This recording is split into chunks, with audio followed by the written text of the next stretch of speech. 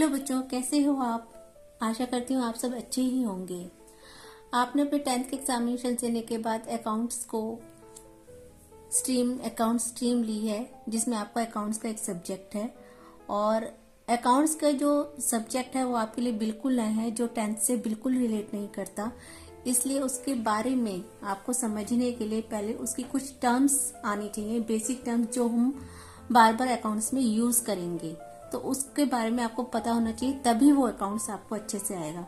तो चलिए आज की हम अकाउंट्स की जर्नी अपनी 11th क्लास की बेसिक अकाउंटिंग टर्म्स से ही स्टार्ट करते हैं। इसमें हम सारी जो उसमें टर्म्स आएंगी उनको बारी बारी से अच्छे से समझेंगे, ताकि आपको आने वाले चैप्टर्स अच्छे से समझ आ सके। चलिए हम स्टार्ट करते हैं बेसिक अकाउंटिंग टर्म्स से। फर्स्ट आपकी बेसिक अकाउंटिंग टर्म है बिजनेस ट्रांजैक्शंस।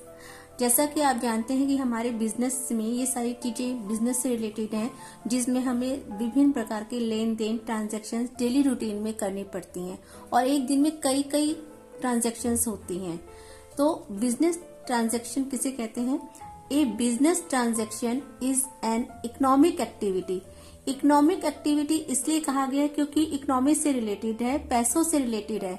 जो भी चीज पैसों से रिलेटेड एक्टिविटीज होंगी वो सारी बिजनेस ट्रांजैक्शन में आएंगी। जो इकोनॉमिक से रिलेटेड नहीं है, पैसों से रिलेटेड एक्टिविटी नहीं है, वो बिजनेस ट्रांजैक्शन नहीं कहलाएंगी। ओनली इकोनॉमिक एक्टिविटीज ही बिजनेस ट्रांजैक्शंस कहलाएंगी। Economic activity of business that changes its financial position, वो भी इकोनॉमिक एक्टिविटी कौन सी? जो कि इसकी फाइनेंशियल पोजीशन को कंपनी की फाइनेंशियल पोजीशन को चेंज कर देती है। Whenever any business transaction take place, जब भी कोई बिजनेस ट्रांजेक्शन होती है जिससे कि जो फाइनेंशियल पोजीशन है कंपनी की वो चेंज होती है, घटती है या बढ़ती है, it's result in a change in the value of some of the assets, जिससे कि या तो उसकी एसेट्स घटेंगी या बढ़ेंगी, लाइबिलिटीज घटेंगी या बढ़ेंगी, और कैपिटल या फिर capital.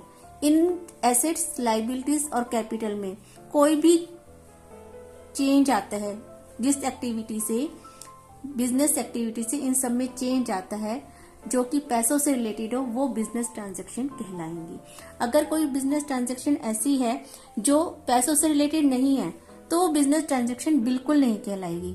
For example, a businessman invest 50,000 rupees in his business. जैसे कि एक बिजनेसमैन अपने बिजनेस में 50,000 रुपए इन्वेस्ट करता है, तो ये एक बिजनेस ट्रांजैक्शन है, क्योंकि इसमें 50,000 रुपए आपके बिजनेस में आए हैं और ये इकोनॉमी से रिलेटेड है, पैसों से रिलेटेड है। अगर ये पैसों से रिलेटेड नहीं होती कोई भी एक्टिविटी तो वो इसमें शामिल नहीं होती।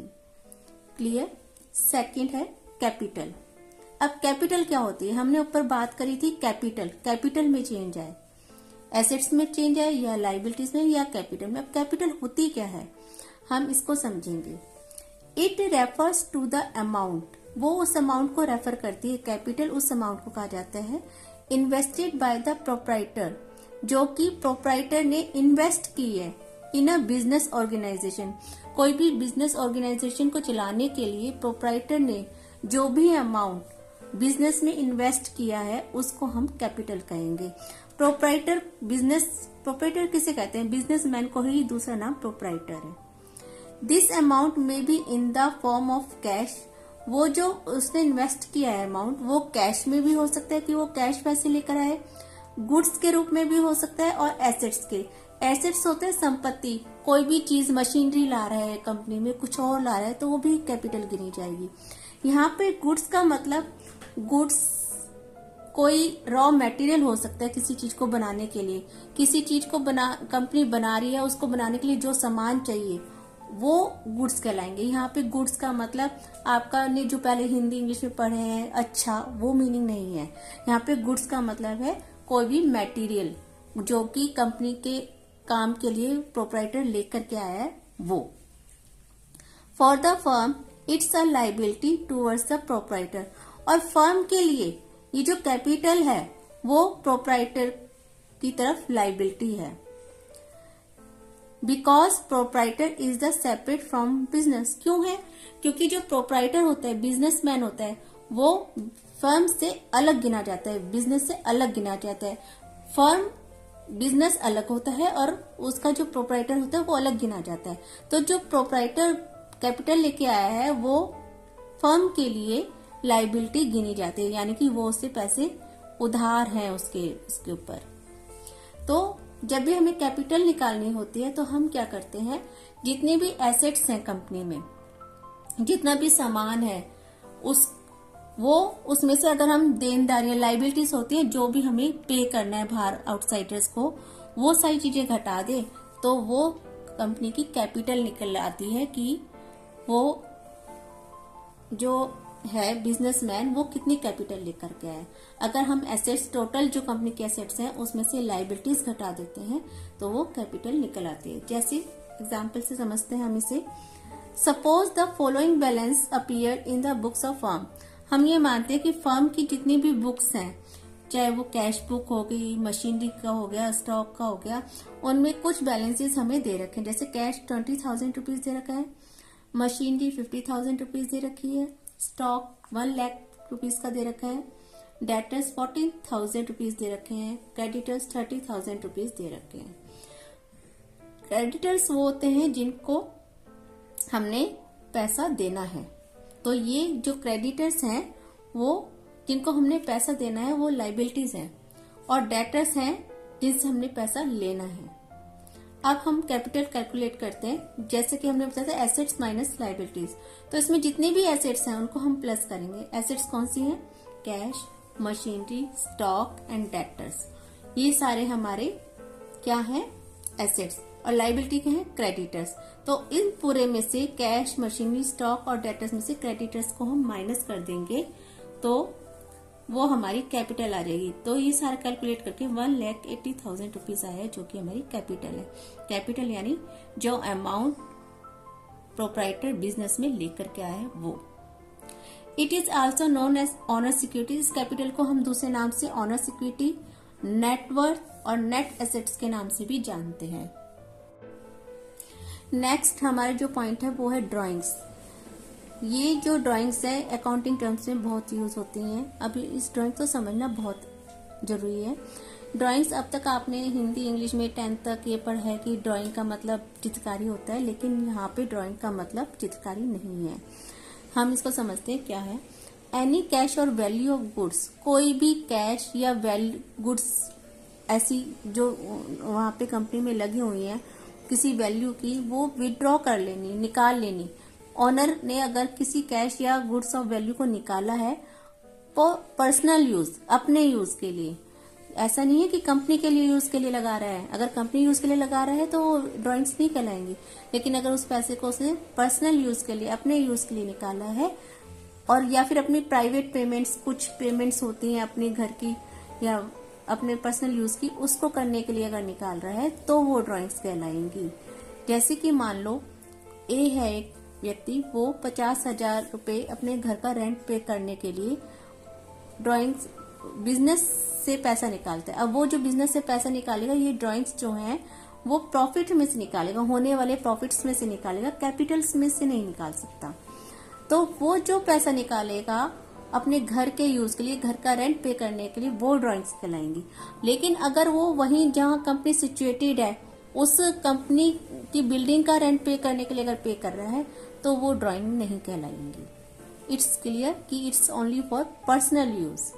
Therefore 50,000 will be a drawing. Next point आता है हमारा लाइबिलिटी का। लाइबिलिटीज क्या होती हैं? लाइबिलिटीज कंपनी की वो होती हैं जो जिनका पैसा हमने अभी देना है। It refers to the amount, वो उस अमाउंट को रेफर करता है which the firm owes to the outside, जिन्हें कंपनी ने बाहर वालों से, आउटसाइडर जो कंपनी से बाहर वाले हैं उनसे उधार ले रखा है। Except the amount owed to proprietors, लेकिन वो वाला अमाउंट नहीं आता जो कि प्रोप्राइटर को हमने देना है। प्रोप्राइटर का मीनिंग यहाँ पे हमने पीछे भी बताया था, प्रोप्राइटर को ही हम ओनर ऑफ कंपनी कहते हैं। कंपनी का जो ओनर होता है उसी को प्रोप्राइटर कहते हैं। तो जो लाइबिलिटीज हैं उसको निकालने के लिए हम जितनी भी कंपनी में एसेट्स हैं उसमें से जो कैपिटल लगाई गई है उसको अगर लेस कर देंगे तो हमारी लाइबिलिटीज आ जाएंगी कंपनी की। अब लाइबिलिटीज कैसी होती है? एग्जाम्पल्स उसके क्या है? Loan, bank loan. अगर हमने बैंक से लोन ले रखा है तो वो हमने देना है, तो वो लाइबिलिटी है हमारी। क्रेडिटर्स, जिन्होंने हमसे पैसा लेना है, वो क्रेडिटर्स हैं कंपनी के। बिल्स पेबल्स का मतलब जो बिल्स हमें पे करने हैं, अभी हमने दिए नहीं है, अभी करने हैं पे, उन्होंने हमसे पैसा लेना है बिल्स का, तो वो बिल्स पेबल है, वो भी इसी में आएंगे। बैंक ओवरड्राफ्ट, और बैंक ओवरड्राफ्ट क्या होता है? जितने पैसे हमारे बैंक में जमा है, अगर हम उससे ज्यादा पैसे निकालने की सीधा बैंक हमें दे रहा है और वो हम निकालते हैं, तो वो बैंक ओवरड्राफ्ट कहलाता है। फिर आउटस्टैंडिंग एक्सपेंसेस, जो कि हमारे एक्सपेंसेस अभी आउटस्टैंडिंग है, देने बाकी हैं। कुछ खर्चे कंपनी कैसे होते हैं जो हमें अभी देने बाकी होते हैं, अभी देने हैं, वो सारी कंपनी की लाइबिलिटीज हैं। अब ये जो लाइबिलिटीज है वो दो प्रकार की होती हैं, एक इंटरनल लाइबिलिटीज और एक्सटर्नल लाइबिलिटीज। पहली है इंटरनल लाइबिलिटीज। इंटरनल लाइबिलिटीज वो लाइबिलिटीज होती है all the amount which a business entity has to pay to the proprietor. वो वाली इंटरनल लाइबिलिटीज है जिनको हमने प्रोप्राइटर को पे करना है। प्रोप्राइटर कौन होते हैं? अभी बताया था, owner of a company. Owner of company को जो भी हमने पे करना है वो सारी इंटरनल लाइबिलिटीज हैं। जैसे कि कैपिटल, जो कैपिटल तो वही लाते हैं ना, ओनर ही लाता है। और ये एक्यूमुलेटेड प्रॉफिट होते हैं, जो या प्रॉफिट का जो हिस्सा उसको मिलना है, वो सारी इंटरनल लाइबिलिटीज में आएंगे। सेकंड है एक्सटर्नल लाइबिलिटीज। एक्सटर्नल का मतलब कि जैसे पता चल रहा है बाहर की जो लाइबिलिटीज है वो। All amount which a business entity has to pay, वो वाला सारा अमाउंट जो कि बिजनेस एंटिटी को पे करना है, किसको? टू द आउटसाइडर्स, बाहर वालों को। बाहर वालों से मतलब जो भी प्रोप्राइटर को छोड़कर जितने भी बाहर के हैं जिन्होंने हमसे पैसा लेना है, वो सारे आर एक्सटर्नल लाइबिलिटीज, वो बाहर की यानी एक्सटर्नल लाइबिलिटीज कहलाते हैं। जैसे कि creditors, bank overdraft, bills payable etcetera, यानी कि कैपिटल और एक्यूमुलेटेड प्रॉफिट को छोड़कर जितनी भी बची वो सारी हमारी एक्सटर्नल लाइबिलिटीज कहलाएंगी। अभी हमने लाइबिलिटीज को टू पार्ट्स में डिवाइड किया था, एक्सटर्नल और इंटरनल लाइबिलिटीज। अब हम इन्हीं लाइबिलिटीज को टू पार्ट्स में और क्लासिफाई कर रहे हैं। फर्स्ट है लॉन्ग टर्म या non current liabilities. Long term, जैसा कि पता चल रहा है कि जो लंबे समय के लिए लाइबिलिटीज होती हैं, जिनका पेमेंट हमने लॉन्ग टर्म में करना है। लॉन्ग टर्म हम मानते हैं 1 साल से ऊपर, जिनकी पेमेंट हमें 1 साल के बाद करनी होती है, वो लॉन्ग टर्म लाइबिलिटीज या नॉन करंट लाइबिलिटीज में आती हैं। These refer to the those liabilities which fall due for payment in a long period. Long period यानी लॉन्ग पीरियड वो कहलाता है जिसकी पेमेंट हमें 1 साल के बाद वाला लॉन्ग पीरियड कहलाता है। अगर 1 साल से पहले है तो वो शॉर्ट पीरियड कहलाएगा। तो 1 साल के बाद जिसकी पेमेंट फॉल हो रही है, ड्यू हो रही है, वो सारी लॉन्ग टर्म लाइबिलिटीज में कहलाएंगी। एग्जाम्पल, जैसे लॉन्ग टर्म लोन, हम बैंक से लोन लेते हैं 4 साल के लिए, 5 साल, जैसे मशीनरी के लिए लोन लेते हैं। मशीनरी के लिए लोन लेंगे वो मोस्टली 9-10 साल, 5 साल के लिए लॉन्ग टर्म में तक चलता है, तो वो लॉन्ग टर्म लाइबिलिटीज हैं। ऐसे ही डिबेंचर्स, कंपनी इश्यू करती है शेयर्स एंड डिबेंचर्स, उसमें जो डिबेंचर्स होते हैं वो हमारी लाइबिलिटीज होते हैं। इनके बारे में हम आगे पढ़ेंगे कि डिबेंचर्स क्या होते हैं, तब आपको समझ आएंगे कि ये लॉन्ग टर्म लोन्स क्यों हैं। सेकेंड है current liabilities. Current liabilities refer to those liabilities, ये वो वाली लाइबिलिटीज होती हैं which are to be paid, जिनको हमें पे करना है विद इन 1 ईयर, 1 साल के अंदर। उसको हमने 1 साल से ज्यादा पीरियड में पे करना था तो वो लॉन्ग टर्म लाइबिलिटीज थी। इसको 1 साल के अंदर अंदर पे करना है, वो करंट लाइबिलिटीज कहलाती हैं। एग्जाम्पल, बैंक ओवरड्राफ्ट, यदि हमने बैंक से ज्यादा पैसे निकाले तो उसकी पेमेंट मोस्टली 1-2 महीने, 3 महीने में हमें करनी होती है। फिर बिल्स पेबल, जो बिल पे करने हैं, जो हमारे ड्यू तो हो गए और उनको पेमेंट करनी है, तो वो पेमेंट 1 महीना, 2 महीने, 3 महीने कर लेंगे। क्रेडिटर्स, जिनसे हमने उधार पैसे ले रखे हैं, वो। आउटस्टैंडिंग एक्सपेंसेस, जो हमारे को एक्सपेंसेस अभी पे करने हैं। शॉर्ट टर्म्स लोन, जो 1 साल के अंदर अंदर पेमेंट करनी है, वो वाले लोन, छोटे मोटे लोन, वो सारे हमारे करंट लाइबिलिटीज में आते हैं। आशा है आपको आज जितनी भी हमने ये समझाई हैं वो सारी समझ आ गई होंगी। इससे आगे की जो अकाउंटिंग टर्म्स हैं वो हम पार्ट 2 में देखेंगे।